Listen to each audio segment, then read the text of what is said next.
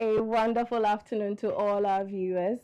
It's been a minute, but this is open mic, and when you see me in the seat, we are obviously discussing issues that do not seem to be common to the eye, but are actual issues. Today, we are speaking of how dramatically growing up has changed. We are looking at how we've journeyed from the era of compound houses where people used to look out for each other, but now we can see that we might have a child seated next to us on their phone and in plain sight will be endangered, and we won't know to be able to even help them to begin with. And so today, on discussing childhood under siege, we are looking at how grooming and exploitation has moved from our neighborhoods onto the smart or the digital world, as we call it nowadays. How are we helping these children? How are we helping ourselves? Because these abuses do not know gender, they do not know age. They find us as and when, and our lives are shaped by it. And so we'll take a quick turn. When we come back, I'll introduce my guests, and then we can delve straight into the conversation. Do hanging for us. Let's take this turn. We'll be right back.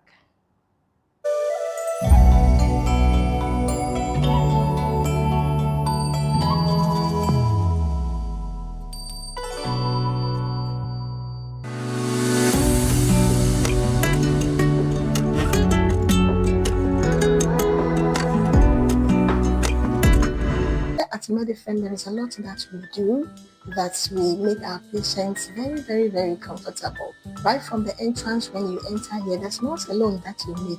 Even if you have your sickness, everything vanishes. I would like to also introduce that we have antenatal class as part of our nursing education. We do about 4 modules. Inside the 4 modules, we have various topics under them. This class also is done every week. There's a link that is shared where we discuss issues about maternal health. We also talk about neonatal jaundice, pregnancy-induced hypertension. It's a whole that we want everyone to come and experience. So kindly make it a point to come and experience medicine, and you never forget. Remember that once you are not here, we are also not existing. Faith-based topics and religious doctrines oftentimes brews confusion, debates, defensive postures, and passionate conversations. As a people, our allegiance to a denominational doctrine and canons must not cloud our judgment to miss the real focus of being Christ and biblical centered. Do our doctrines mold and shaping our identity, or they cloud our judgment and enslave our actions? Welcome to Religious Doctrines on the Hot Seat, exclusively on Adward TV, every Sunday from 6:30 p.m. to 8 p.m. as our host Reginald Percival Robertson and Reverend Father Ebenezer Petrus take you on a captivating journey through religious doctrines. This live show offers compelling analysis, expert insights, and debates on vital faith-based topics.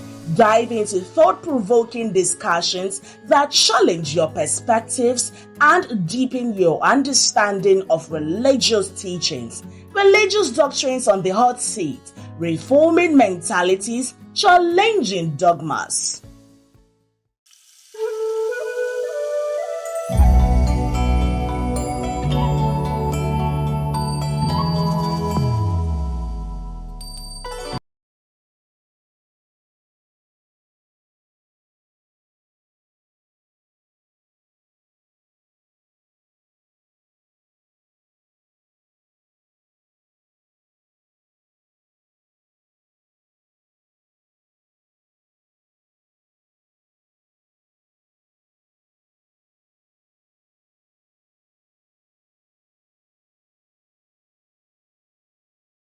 You are welcome back to Open Mic Live on Adwa TV. I remain your girl, Kiki.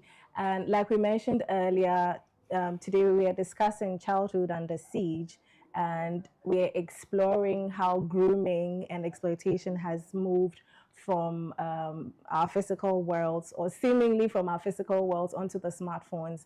But, they're obviously going to happen in our physical world eventually. We are just looking at how technical these shifts have happened and how best we can rally around creating a healthy reaction towards these happenings. With me in the studio today is Sharon. Hang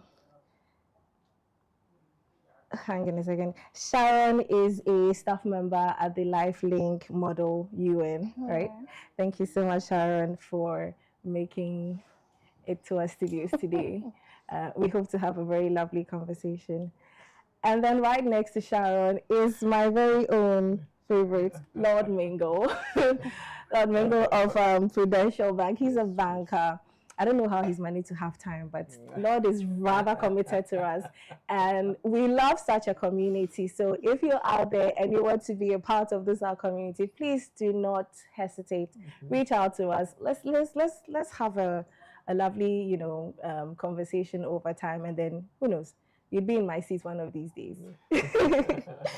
So yes, thank you so much. Oh, and guys, I forgot to add, today is Sharon Lamptey's birthday. Please help me wish her a happy birthday, please.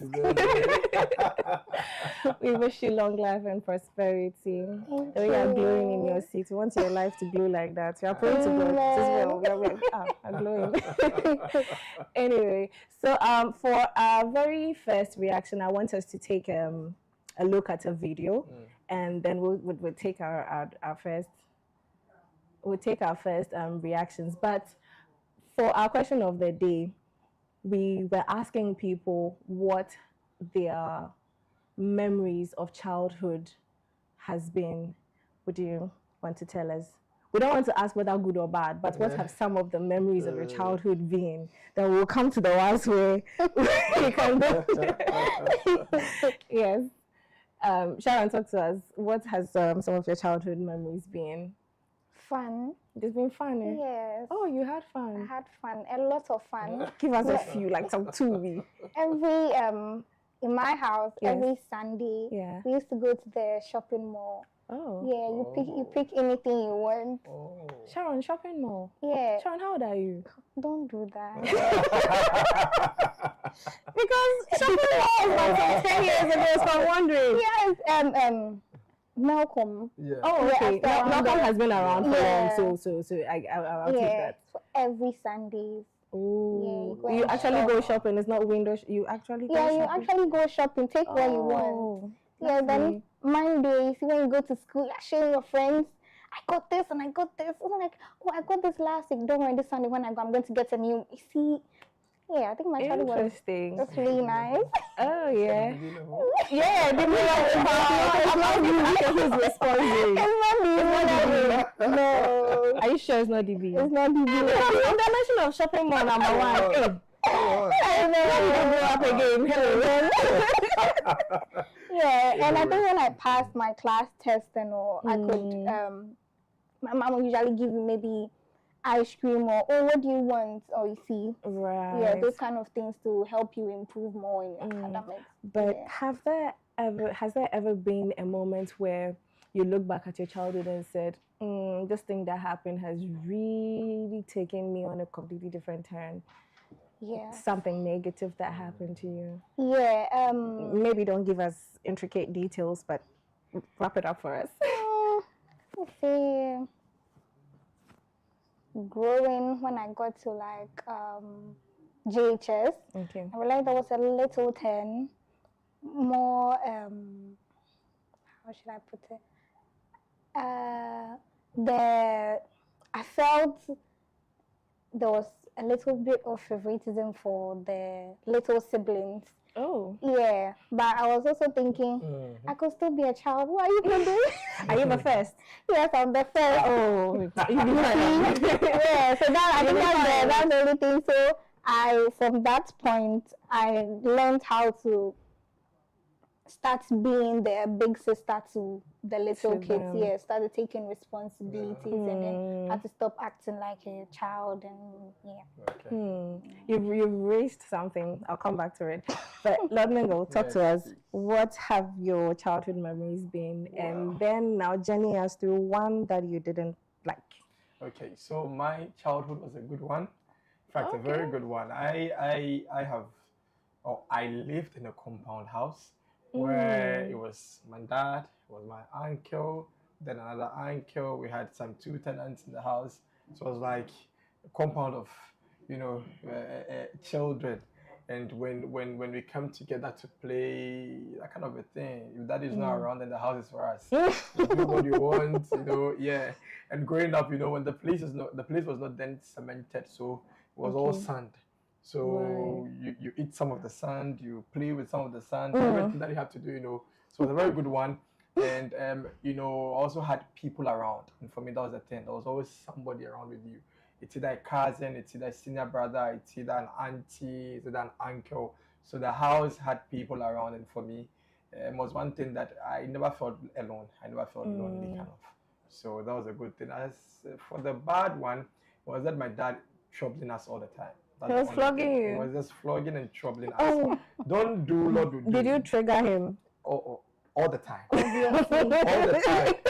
We had, because it was a compound house, we had that space. So we have friends from church, friends from school coming, we play football, and then he says that do not play football.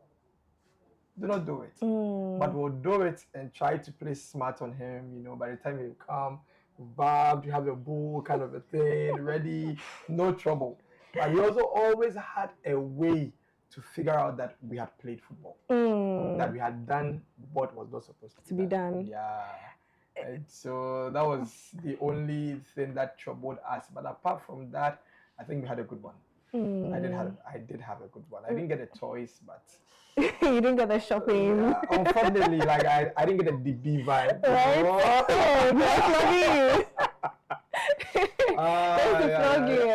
Wow. If a gamble is you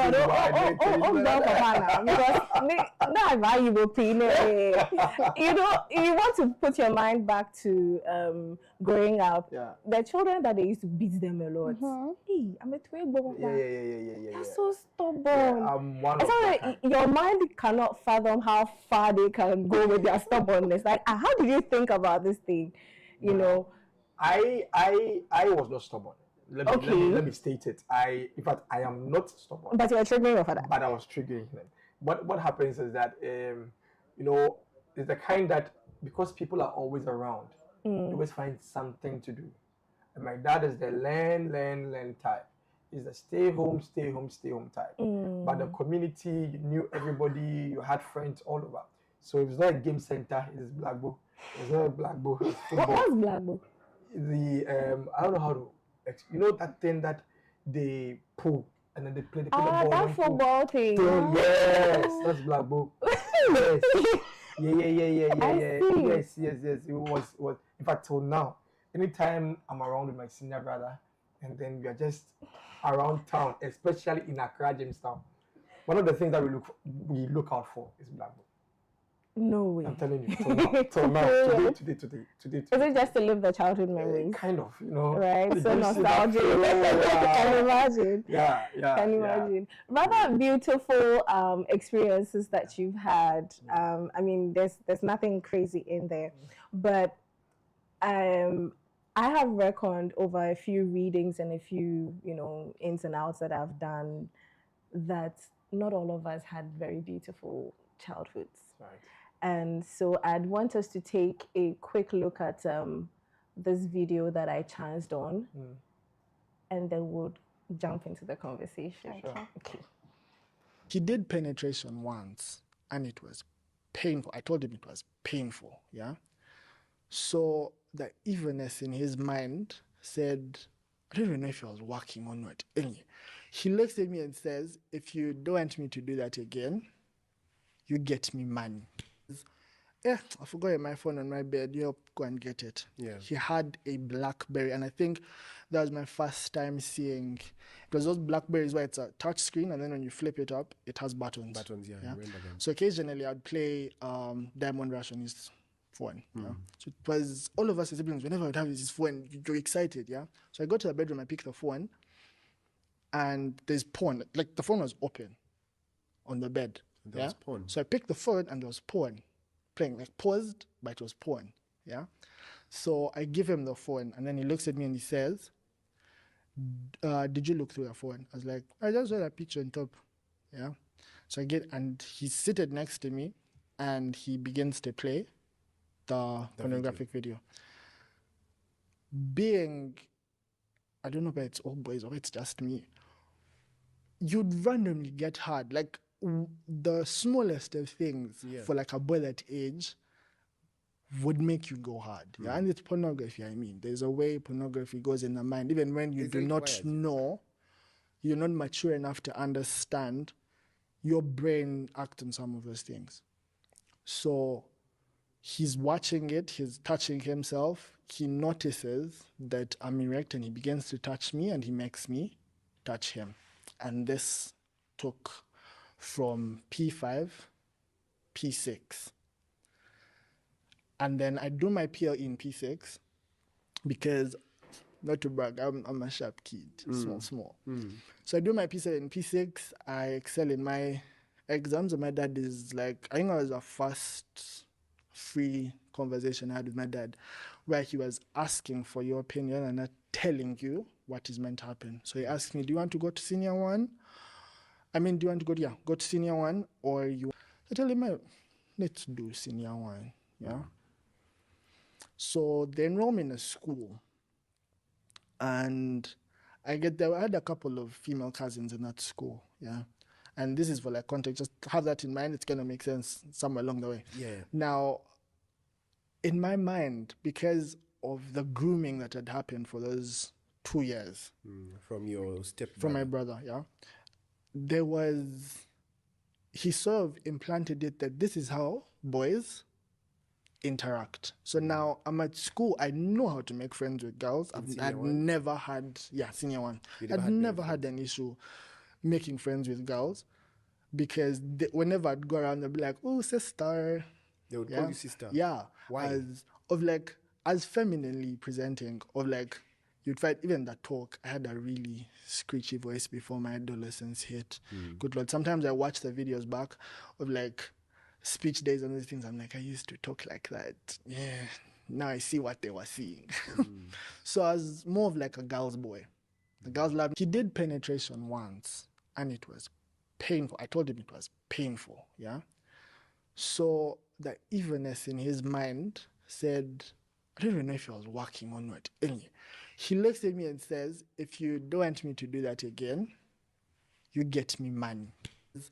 I forgot my phone on my bed. You go and get it. Yeah. He had a BlackBerry, and I think that was my first time seeing. It was those BlackBerries where it's a touch screen, and then when you flip it up, it has buttons. Buttons, yeah. I remember them. So occasionally I'd play Diamond Rush on his phone. Yeah? So it was all of us as siblings. Whenever I'd have his phone, you're excited, yeah. So I go to the bedroom, I pick the phone, and there's porn. Like the phone was open on the bed. There was porn. So I picked the phone, and there was porn playing, like paused, but it was porn. Yeah. So I give him the phone, and then he looks at me and he says, did you look through your phone? I was like, I just saw that picture on top. Yeah. So and he's seated next to me, and he begins to play the pornographic video. Being, I don't know if it's all boys or it's just me, you'd randomly get hard. Like the smallest of things for like a boy that age would make you go hard. Yeah, and it's pornography. I mean, there's a way pornography goes in the mind, even when you do not know, you're not mature enough to understand. Your brain acts on some of those things. So he's watching it, he's touching himself, he notices that I'm erect and he begins to touch me and he makes me touch him. And this took from P5, P6. And then I do my PL in P6 because, not to brag, I'm a sharp kid, small. So I do my P7, P6, I excel in my exams, and my dad is like, I think I was the first free conversation I had with my dad where he was asking for your opinion and not telling you what is meant to happen. So he asked me, do you want to go to senior one? Do you want to go to senior one, or you? I tell him, let's do senior one, yeah? So they enroll me in a school, and I had a couple of female cousins in that school, yeah? And this is for like context. Just have that in mind. It's gonna make sense somewhere along the way. Yeah. Now, in my mind, because of the grooming that had happened for those 2 years From your stepbrother. from my brother, yeah, he sort of implanted it that this is how boys interact. So now I'm at school, I know how to make friends with girls. I've never had, senior one. I've never had an issue making friends with girls because whenever I'd go around, they'd be like, oh, sister. They would call you sister. Yeah. Why? As femininely presenting, of like, you'd find even that talk. I had a really screechy voice before my adolescence hit. Good Lord. Sometimes I watch the videos back of like speech days and these things. I'm like, I used to talk. Seen the video.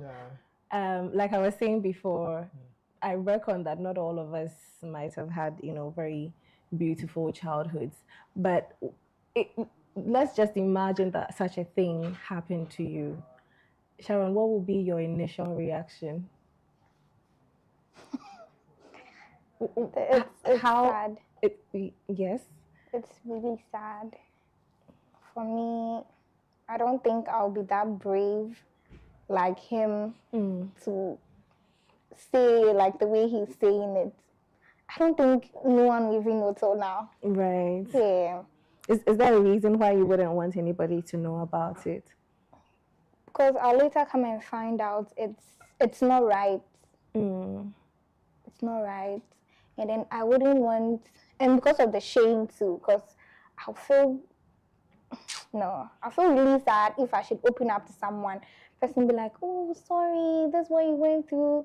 Then the next minute I'm like, oh, their sibling touched him in this way, or he's one of the victims, or he was one of those who have been abused in his childhood. So let's just allow him do this. See, it's like they are opening an opportunity for you because you are being abused. You have a certain tag. You have a certain tag, yeah. Right. Interesting. Lord, what would the look at your face? I think in a short while, I've had a very deep thinking. In fact, I'm just wondering how this guy has survived it up until now. It would be a difficult thing to talk about. It would be a really difficult thing to talk about. And my shocker is it's the brother. Yeah. It wasn't a stranger. It's the brother. It's somebody within, somebody close, who just exposed him to, I don't know how many times it may have happened. Right. In the video, he seemed to have described just that one happening. But see how long it took him. Yeah. Traveled all through. I don't know whether he's turning to it or perhaps maybe it's normal. But I mean, for it to travel that far, a brother, somebody who could be a confidant, who should rather be the one correct. Someone he looks up to. Come on. He's rather the one introducing him to it for me. That's the shocker and that's the sad thing. I'm happy that we've mentioned how victims feel, not because any of us here has been a victim, but we can just imagine, imagine that you've opened up to someone and then the next thing you're hearing it all over the place. Yeah. Or they ask you, the one that's most painful is when they don't believe you at all. Yeah. Yeah. They don't believe you at all. So like nothing even starts, right? Yeah. There's no conversation. You can imagine how, like Lord is saying, how much he's carried. First and foremost, do we think that the institution of family has failed us at some point, considering issues like this? Because whether we like it or not, we hear things like this almost every day, almost every passing week. Something has happened to someone, and it's just a small group of people who know about it. Sometime 2 weeks ago, around 1:33 a.m. on a Tuesday morning, a friend sent me a snap streak, and I'm wondering why she sent me a streak at that time of the night. And she's like, "You miss this thing you've been talking about. Somebody is doing it to somebody right behind my window, but I don't know how to help." Bad. And you could hear the woman screaming in the video. She was speaking Ewe. I'm not sure what she was saying, but at every scream, you're hearing some bah. So And my friend now says the following morning by 10 a.m. I'm like, oh, what happened to the woman? Like, do you think we can find a way to speak to her? She said, and how? Don't bother. Because this morning she was with her husband. They were talking love on the street. Quick. That's all. Quick. I say quick because it's unfortunate for us. The family set up this whole thing of how to understand marriage up until now. We have that male chauvinism thing where for us the man is the man beats you, you have to endure, you have to keep quiet, right. he's always right, kind of a thing. You get it? Yeah. And so because of that, in fact, we had a program, I won't mention where because what I mentioned, nobody will know where it's coming from. We had a program and one of our women just stood up. Somebody I really look up to.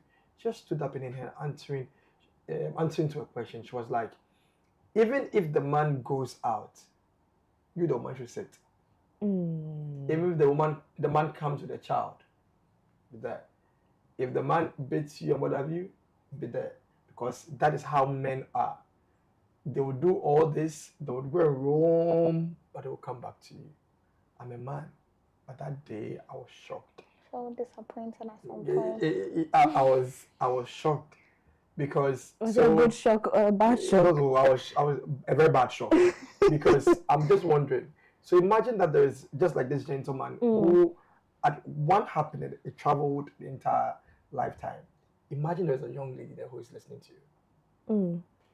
I think she's in it. Yeah. And she feels it's normal. So well. Yes, you heard what he said. He says he thought of it as that is the general orientation.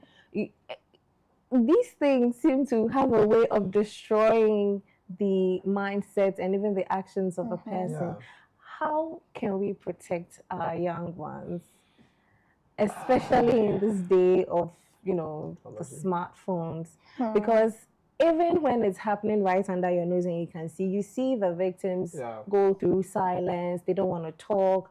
They are ashamed. They don't want to be called something that they are not. Exactly. Then they become very, what we say, weird or strange in society. Like you can't tell what's going on with this person. How do we break that cycle? Because one way or the other, I'm sure each and every one, if we go out there and run a survey, we'll have a lot of people say, oh, this sort of thing is happening to me. How do we break the cycle? Take it. So maybe let me just come before Sharon. I have my current boss. He spoke to me one of the days. I was asking him about his son, and then he told me that the son kind of gave him a warning that if you don't allow me to speak to you, like you don't give me that room to speak, I'll shut up. I'll shut in. I won't talk to anybody. You won't know what is happening to me and what have you. And so because of that, he has taken a particular posture. The posture is that no matter how angry he is, he wants to listen to the boy. He wants to hear him out. And so because of that, he has given the boy that kind of environment or atmosphere where the boy can easily communicate and talk about his things. But I'm telling you, this boy troubles him the most. Yes. No, he's acknowledged it a number of times that he troubles him the most. However, deliberately he has created that environment for the boy to be able to speak to him. And I think most often than not, that's what happens to us. Our parents don't allow us to speak to them. They'll rather shut you up than allow you speak about what is happening to you.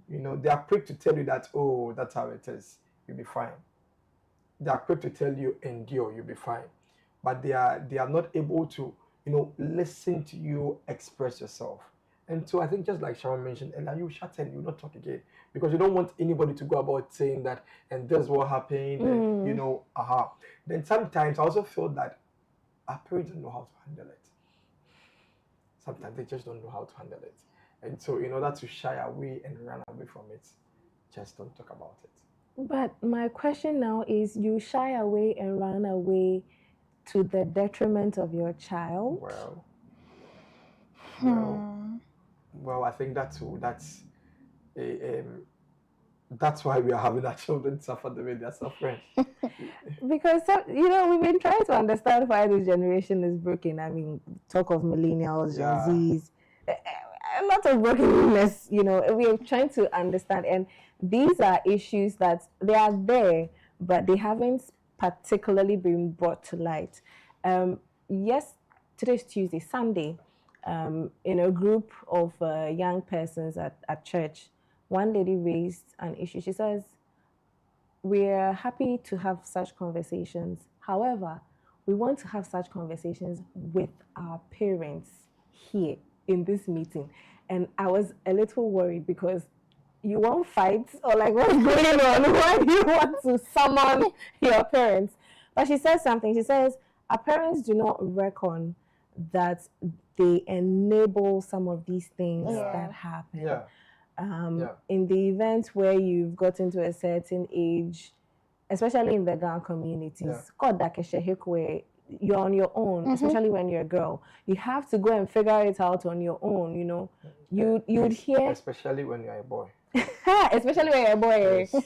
You tell us about that, babes. Yes, I will. In the Ghana community, in fact, we still have that male chauvinism thing. The man should be the man, that masculinity thing, Yeah.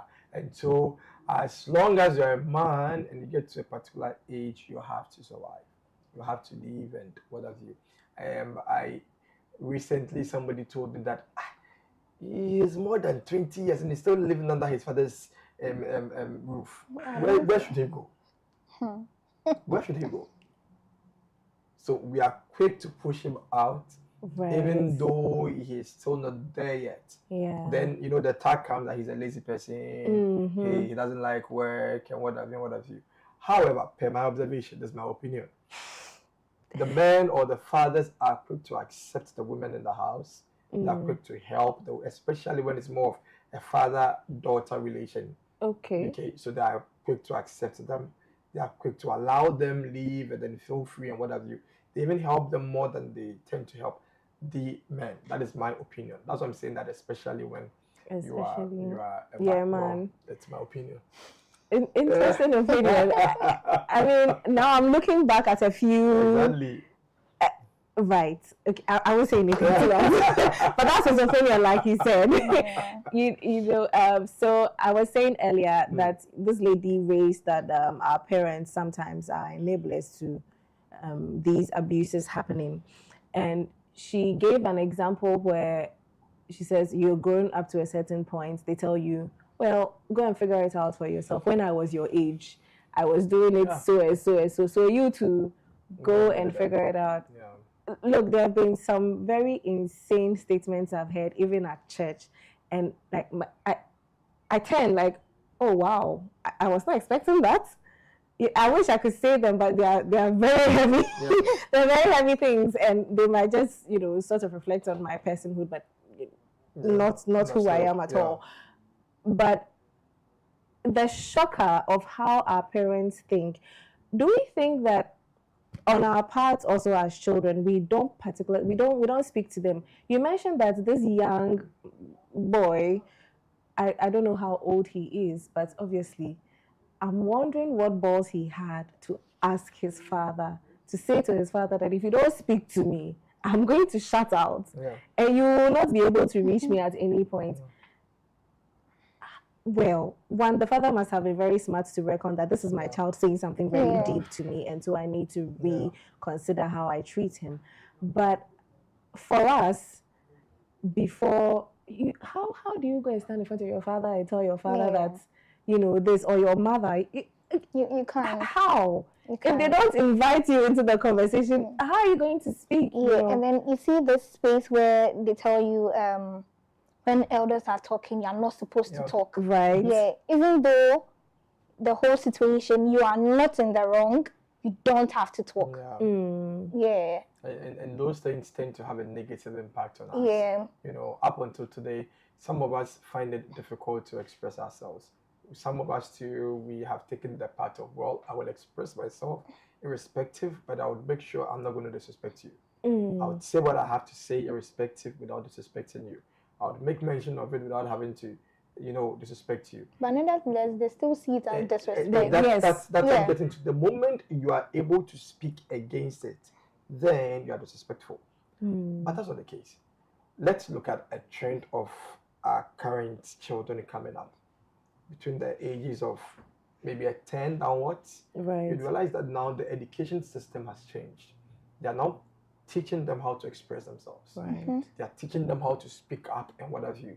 And so if you carefully observe, you realize that now we are saying that to be normal.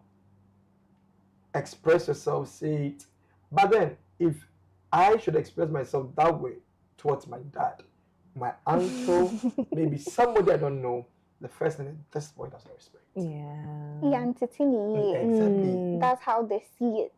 Just Right. because you are speaking up to the situation. And unfortunately, when it comes to the topic I am under discussion, you would realize that people are not able to express themselves. At all. Because the moment you speak about it, it's a taboo. The moment you speak about it is a bad, you are giving the family a bad name. But why do we even give it that tag of something bad has happened? Like you're saying, like a taboo has happened. Why? It's an unfortunate something that's happened to a person, and that person needs help. But why do we end up tagging them to be the reason why the bad omen, the omen has happened? Why do we do that? Where did it stem from? Oya stubborn bi na ne uncle ye ne sa. Or any ne uncle fault is the child. And the child will be like, it's not my fault. I came to tell you, but now you are blaming me. Shut. Yeah, he or she will not express themselves again. So rather keep it to themselves. Yeah, and then we keep on going through whatever is happening. Because if my mom is not willing to listen to me, someone I look up to, someone who takes care of me, is saying I'm in the wrong, then an outsider also think I'm in the wrong. So there's no help anywhere. The question is that what did you go and do in his room? One, Right. why did you touch his phone? Did he ask you to pick up the phone? If he did he tell you to open it?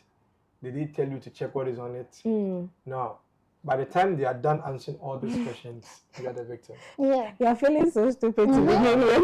Because I can imagine standing in such questioning. Yes. Forgetting that if the uncle didn't call him, he or she wouldn't have gone. Yeah. Great. Now that brings us to the issue of grooming. We understand grooming to be a way of, do I say lying to a person or luring them like gently over a gradual process and time, then they begin to win trust in you and eventually you take advantage of them. In recent times, we've heard there have been a lot of examples, but very recently was this issue of a gentleman named So African. I don't want to go too much into that. Chama. Yes. Chama. You'd wonder what the motivation for some of these things are and how they even happened. You'd really wonder because our parents would tell us, you wouldn't know, don't follow him to his room. As far back as we were children, right? Yeah. I don't think that warning has changed. It still remains. And I'm wondering how you can meet someone, say in the club, on the street, wherever, and in that day, you don't know this person. How did you get your mind feeling like, okay, I'm so comfortable with this person that I would rather spend so and so time with them in whatever confines, So there is greed. Okay. There is the issue of money. Money. Yes. So I say greed in the sense that I want more. Once he is not a Ghanaian, he can give me more. I can find my way to get more from him. That's one. Two, money. Where I need money. And so, let's just go and get it done. I'm sure he will sort me out, especially because he's not a Ghanaian. So these two things can make somebody feel comfortable to just move in. He's been selfish at the time.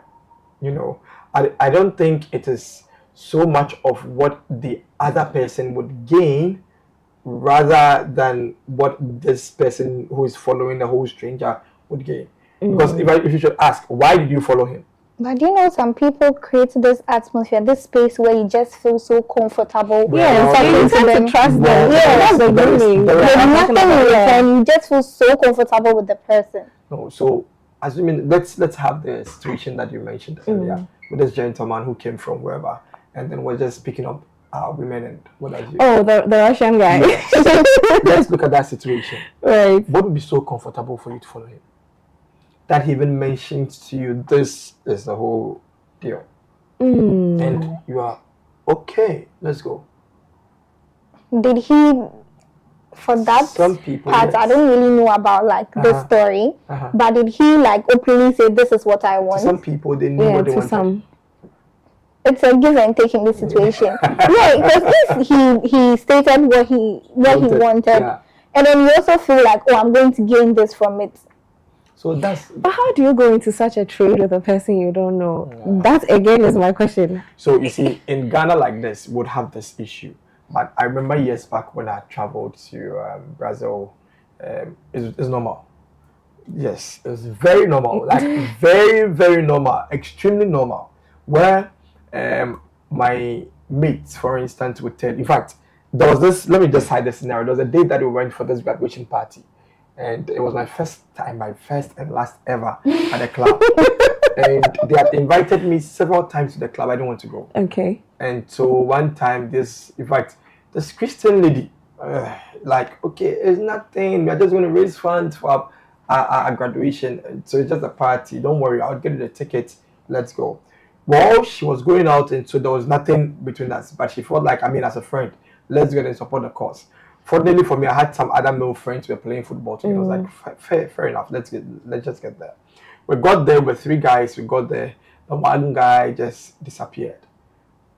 I stayed there for about an hour, but just before I left, because I was uncomfortable, just before I left, he comes back so happy, jumping. And everybody was like, hey, what's happening? I was like, I've got one of the ladies, so I'm just there with her and whatever. Okay, that's fine.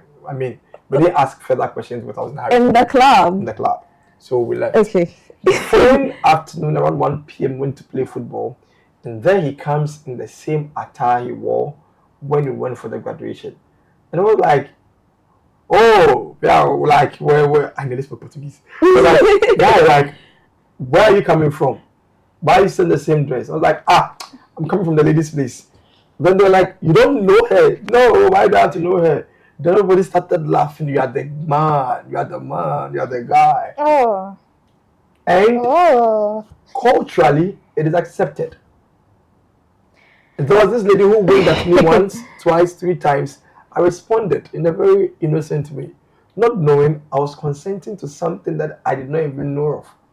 By the 3rd wink, I was telling her that, guy, I'm in it. We can just have a good time.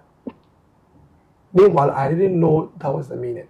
And so our setup is a different setup altogether. However, in other places, it is acceptable and normal for me to meet Sharon for the first time, have our own conversations, and then we agree that's the way to go. We just follow. It's a cultural shock. It's so weird for me. Yeah. I'm telling you, it didn't happen once, it didn't happen twice. I can cite numerous of them. Whoa. Okay, so it can be normal to some people. Exactly. But in Ghana, our setup is not like that. That's why I said that. If you tell me somebody in Ghana would do that, the person is being selfish. Because just like you mentioned, it's a win-win affair. He's looking out for some person who would follow such a person. But just when we were children, if you don't know this person, run. Yeah. Then I have no business with you listening to you in the first place. Don't talk to strangers. I don't even have any business. But, we want to discover, we want to find out, being curious. And then we'll end up in the situation that we don't want to fall in. Unfortunately. Yes. Still in shock. I need a breather. So let's take a quick turn. When we come back, we will come to the final thoughts on how we can help persons who, find themselves in very strange situations like that. I'm sorry, viewers, I'm missing my words because I am still in a lot of shock. Let's just take this quick one, and when we come back, we'll, journey down our path. Let's take a quick one.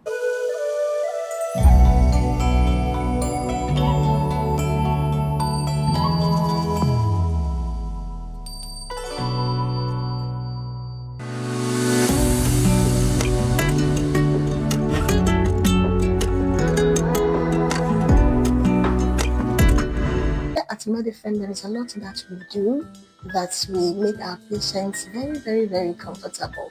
Right from the entrance when you enter here, there's not a loan that you make. Even if you have your sickness, everything vanishes. I would like to also introduce that we have antenatal class as part of our nursing education. We do about 4 modules. Inside the 4 modules, we have various topics under them. This class also is done every week. There's a link that is shared where we discuss issues about maternal health. We also talk about neonatal jaundice, where pregnancy-induced hypertension. It's a whole that we want everyone to come and experience. So kindly make it a point to come and experience Medifem, and you never forget.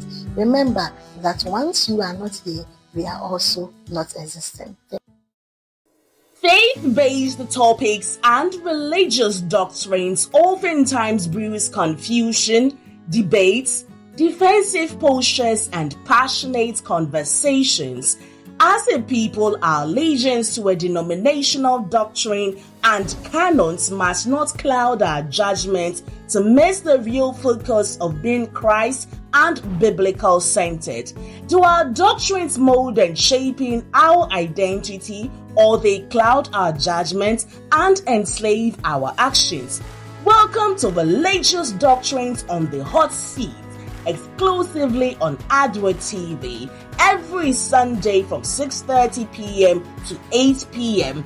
as our host Reginald Percival Robertson and Reverend Father Ebenezer Petrus take you on a captivating journey through religious doctrines. This live show offers compelling analysis, expert insights, and debates on vital faith-based topics. Dive into thought-provoking discussions that challenge your perspectives and deepen your understanding of religious teachings. Religious Doctrines on the Hot Seat, reforming mentalities, challenging dogmas.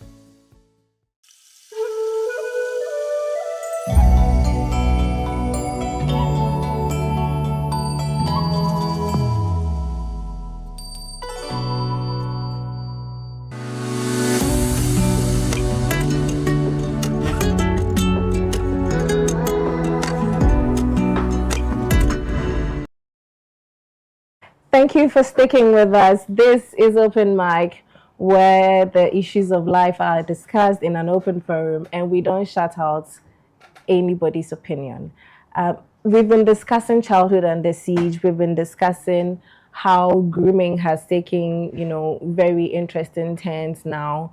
And before we go into how we can help curb some of these actions, we want to do this quick one with Medifem. Okay. So to all of our viewers and to you in-house, today's program is proudly supported by Medifem Multi-Specialist Hospital and Fertility Center. It is a leading Ghanaian-owned healthcare institution with over 20 years of excellence in patient-centered medical care. Medifem offers a wide range of specialist services, including general practice, pediatrics, gynecology, urology, ENT, eye care, dental care, plastic surgery. Why didn't that excite you?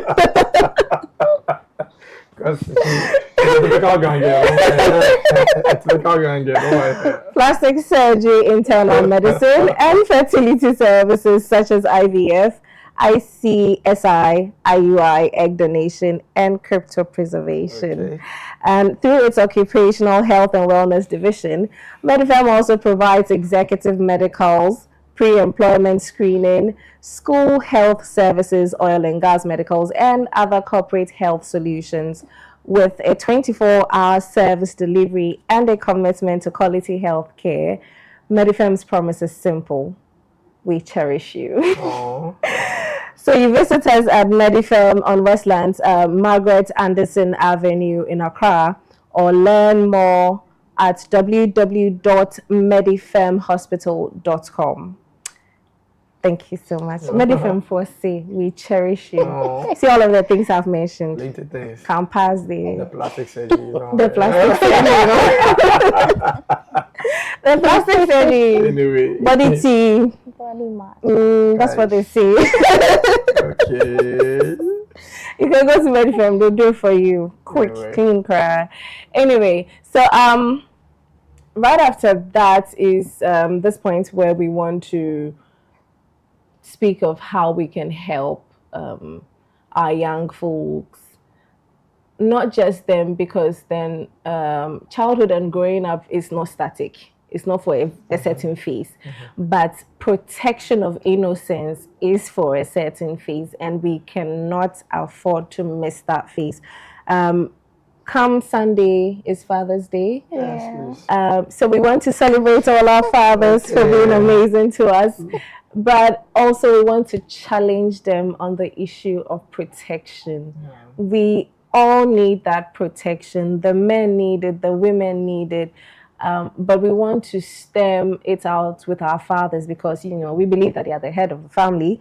So, yes, fathers, please help us take charge of, protecting our young ones. But how can our fathers help us? How can society come together to help people out of issues of abuse? Sharon? I'll say they shouldn't, what's the word?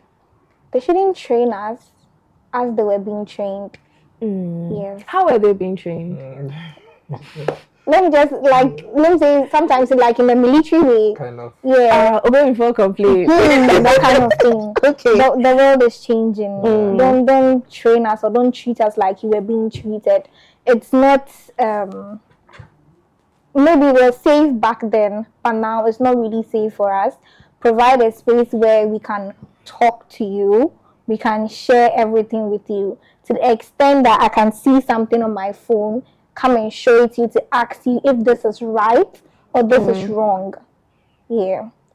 Give us that space, open up so we can also open up to you. And then shouldn't be quick to judge us or quick to blame us for anything that was done. Yeah. How about how we protect like really, really young children under 13 who are on smartphones? Quite recently, no, it's not been so recent. There's this lady, DJ Switch. There was a time she made a post on TikTok, and oh my days, when you go to the comment section, the sort of things that people have said to her. Oh, I think Nanaba and a few others came out, really fiercely protecting her. And, sometimes they'll ask you if our home is it, but really, society, we have the girl to, child, whether it's yours or not. It's really heartbreaking. So I'm grateful that you mentioned, protecting our young folks, and also, with the issue of social media, how we can regulate some of these things. Lord, please speak to us. Okay, so now we all don't have time. Our parents don't have time. Why? Our mothers don't have time. Our fathers don't have time. Our siblings don't have time. And so, in order to allow our young ones feel safe, feel okay, they give them the phones, we give them the tablets. At least they won't go out looking to talk to strangers. They just stay indoors, have their phone. However, the danger in that is that now we have moved from the physical, visible attacks to the social or digital attacks. And so in order to protect them, I believe that we should know whatever that they are doing. In as much as we want to give them the privacy, in as much as we want to give them the exposure, anytime they're on phone, at least you should know what they're watching. You should know what they are doing. Not to go maybe about the sexual side of it. Sometimes even the language alone can be a danger to them. I have this nephew that when he was growing, he had a challenge with language. Okay. And so every time he was being forced to watch in English. So when he was growing, they traveled, and then when they came back to Ghana, it's like there's a mixed kind of language, speaks a little of Chinese and English, he doesn't understand, everything mixed up. And so the father deliberately decided to let him watch cartoons, so they started to watch it in English. Okay. Could you believe when he's alone, he doesn't want the English ones, he wants to go back and look for a different language altogether. And so now the father had to be deliberate with him. He spoke to him so many times. This is not safe for you. So the many times he drummed it in the boy's ears, he also became conscious of it. So anytime he's schooling, he sees a foreign language, he just passes through. So just like Sean was saying, the men, the fathers should be able to open up to us. They should get closer. Men are too rigid. I bet. Yeah. My fellow men, many of us are fathers, maybe, but my mates, my colleagues, we cannot afford to journey like that. We cannot afford to be, close up our emotions. We cannot afford to hide from our children and whatever. Let's be the fathers that they want. Let's be the example that they want. I think when they see us being examples enough, they will not tread that part. And let's speak to them. They should know what is dangerous to them and what is not. Yeah, and then with the smartphones and all. See, now we have this children's lock you can put on it, and then you know the kind of movies they watch or something. Right. So when you see that, or maybe when the kid comes and then is acting in a different way or speaks a language that you should know that it's from outside. You correct the child. And all. But sorry, let me shock you. Now our children are even smarter than us. Update yourself.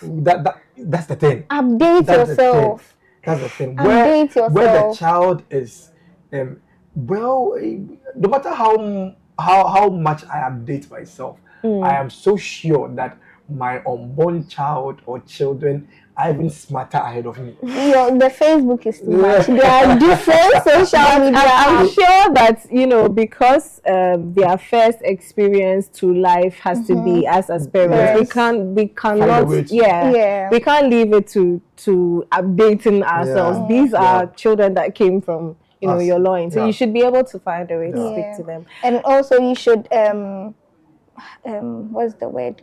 You should be able to see the changes in them. So when you see your child like drawn or is not able to like understand or interact socially with people, you should know like there's a problem. Right. You should pay attention to that. Pay attention to the kid. This just a quick one. This former boss of mine that I mentioned earlier about the same gentleman, his son.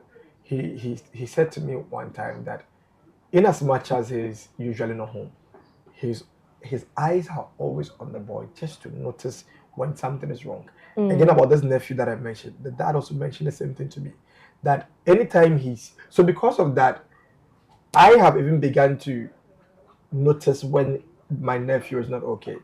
Because deliberately the dad was doing it. So unconsciously, I was also following. So anytime he withdraws, I know there's something wrong.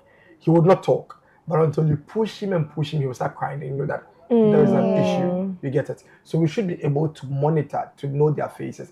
There are some of our parents, they don't even know when you are in pain and you're hiding it.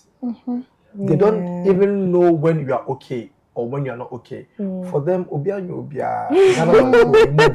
and they just go like that. When did he? But anyway, it's all good. That's we've had a really, really interesting conversation. I'm still on that shocker, but I'm sure I'll be fine over time. I can give you more shockers. No, let me recover from this one first, please. And so, viewers, thank you so very much for tuning in.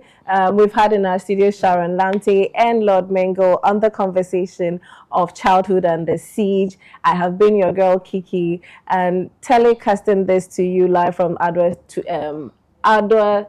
TV studios is my able team of Ni Kelvin and Ni Amu. Want to say a very big thank you to